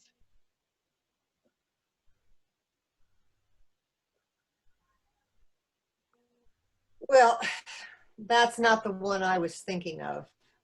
So, is that offensive? No. Are you insane? To you? How is it offensive to you? I don't think it's me you should be asking. No, the problem with that joke, see, is that it's not funny. No shit. You laughed when I told it to you. And had it been a funny joke, It is funny. Yes, it is. And the reason it's funny is it plays upon certain latent fears of white people vis-a-vis the. Okay, I'd like to add, I'm gay. I. Nice. Well, I didn't Nice know. going, Stephen. Nice work. We don't. So I guess you think sex between men is funny? Oh, come on. Just inherently funny. And it's not even sex. It's rape. So rape is funny? Yes. In the context of the joke, My sister was raped. I quit. So it's offensive to me. And me. And him. And them. That's the point of a joke. To permit the expression of, and why does this even mean, and what does this even mean, offended? I don't even know what it means. How many white men does it take to change a light bulb? Oh, no. Can we I'm please about not to- 2 minutes. I want to ask hear you it. as a So, favor? Two. What's up? How many white men does it take to change a light bulb? All of them. And why is that? One to hold the light bulb while the rest of them screw the entire world. So? You think I'm offended? I can do this all day. What's long and hard on a black man? How is this happening? I don't know, Steve. What is long and hard on a black man? First grade. Are you offended? Nope. Neither am I. You can't be offended, you moron. I can't? Because you've never been politically marginalized, unlike the majority of people in the world. How can the majority be marginal? And by the way, all women everywhere, and it's your classic white male myopia that you're blind to the basic fact. why is a white woman like a tampon? Why is what? It's a joke. No. It's a joke. Now I'm telling one. Why is a white woman, Baby, don't. and please don't baby me. You've got 3 babies at home. Good night. I wash my hands. If you need to pacify someone. So, Can you repeat the setup? why? Is a white woman, right? Like a tampon. I don't know. Why? Because they're both stuck up cunts. Wow. But I hope you're not offended. See? I find that funny. Do you? Well, I'm offended. Oh, you are not. And how does it always come back to the women? It was just a joke. Exactly. An extremely hostile joke. Directed at me. And in what way am I stuck up exactly? You mean because I worked my ass off putting myself through law school, that makes me stuck up? It's a joke about a tampon. And maybe there's a difference between being stuck up and being intelligent. You don't even know the fucking capital of Morocco. Okay. And you know something? If there's anyone here who's being marginalized by the tide of history, you don't exactly see me sitting in the White House, do you? Thank the Lord. But you don't see me wetting my pants and acting all offended. You know, I think maybe I'm done. No. You want to know what offends me? How about the neighborhood the two of us are living in right now? Bunch of white suburban assholes still driving around with the yellow ribbon magnets on their SUVs in support of some bullshit war. That's the kind of shit that offends me. Why does that make them assholes? Why does what? Said assholes. Have yellow ribbons on their SU. I didn't say that. Yeah, you did. You said. I said with the magnet, not, by virtue of. So it's not the magnet makes you the asshole. You have one in your car. I have 3 of them. 3. 3. 3. 3. 3. 1 for each member of my family serving overseas. Great.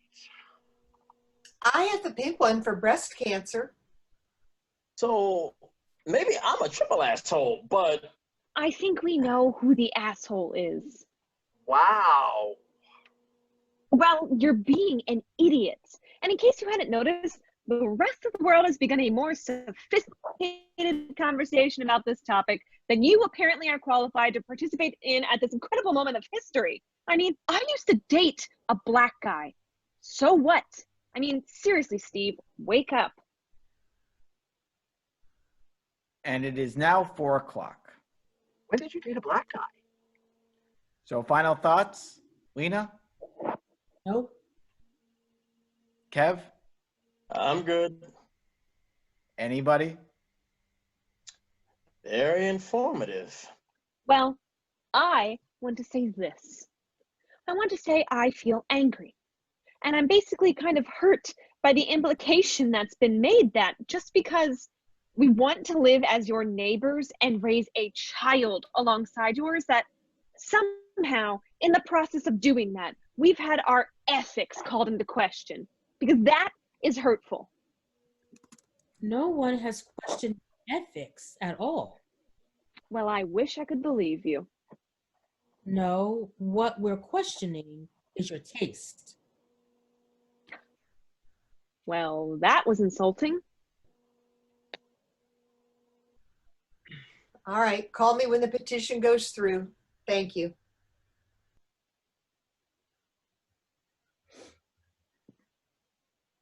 Wait, what's wrong with our taste?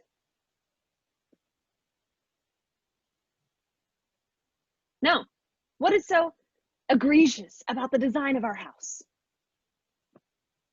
No. Let it go. Sweetie, I've got a thing, but I'll call you tomorrow. And you guys got my number if you want to talk. Yep. So, good luck with your house, and maybe y'all can just communicate with Tom from here on out. But anyway, y'all enjoy the rest of the evening. Wow. Wow is right. Amazing. And for the record, that woman is a cunt. Wait a second. What you say? Oh, What? no. Think I'm deaf or something? Hey. I told you, it's the Back pressure. up.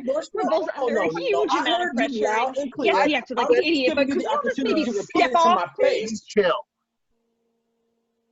And when you do, I will slap the taste out of your mouth. Oh, good. Oh, now you gotta stand up for me. Don't you ever insult my wife. You hear me, bitch? Hey, let's be civilized here. Oh, don't touch me, man. Oh, whoa. Put hands on me. Oh, no, not in this neighborhood. You, Or are you too busy trying to make friends with everybody? And why the fuck did you go and insult Kathy? We are paying her. I hope you realize. hell is that Yeah, supposed well, to- you know what? I agree with them. This house is too fucking big. Oh, give me a fucking. So you want to fight with me now? Look, you gotta pick a fight with me. Look, Do you can have not a bug up your ass from the moment we walk through this door. What did I tell you? I told you that like 15 times. Well, Stephen, you're free to live wherever you want, but the baby and I will be here if you ever feel like visiting. Well, maybe that's because some of us aren't paranoid and delusional. Fine by me. You have keys. I mean, God forbid my need should ever come before the baby's. Oh, you really want me to choose between you and the baby? Oh, I'm secondary. Because that's an easy one. Correction, tertiary.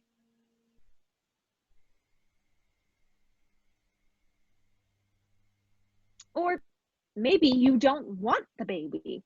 Oh, that's funny. I didn't know I had a choice. Oh, you had a choice. If only I'd known. And you chose. And what were the options again? Oh, that's right. A, let's have a baby. Which you chose. Or B, I'm divorcing you. And you chose A. A, for arm twisting. Do you have the keys? B, for blackmail. Do you have them or don't you? Yes, yes, I have the goddamn... What do you think? Somebody's gonna rob this place? Help yourselves. Fucking shithole. Hello? Hello? Dear Mom and Dad. Music begins to play from Kenneth's transistor radio, not unlike the very beginning of the play. It's early morning, 1957. Dim light filters through the window, barely illuminating Kenneth. He bends over his legal pad, writing as Bev slowly descends the stairs. Dressed in her robe and slippers, she stops near the bottom. Kenneth?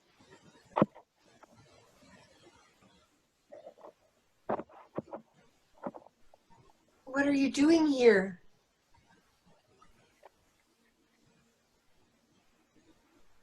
Has he forgotten? Kenneth?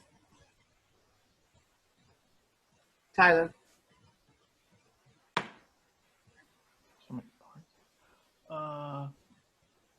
I don't see the car. What time is it? Don't know. I overslept. Yep. I don't know why I was up so late.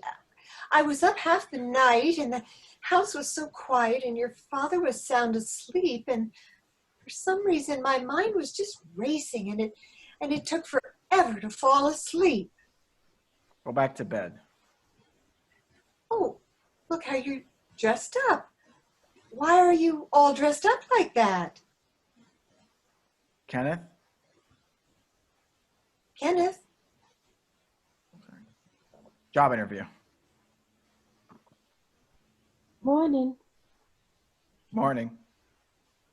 Morning, Francine. Morning. Oh, is it raining out there? Sprinkling a little. I didn't notice. Well, it's good for the grass. Aren't you going back to sleep? Oh, I will. I was just about to. But, you know, I think things are about to change. I really do. And I know it's been a hard couple of years for all of us. I know they have been, but I really believe that things are about to change for the better. I firmly believe that. You have enough light there? Uh-huh. Well, don't hurt your eyes. She is gone. Kenneth turns the radio back up, resumes writing. Dan continues to read. The lights slowly fade as the music concludes. Curtain. Yay. Wow. Hey guys, that was really terrific. That was an excellent Wow. read, yeah. Hey, Bernard. Oh my God, Jerry.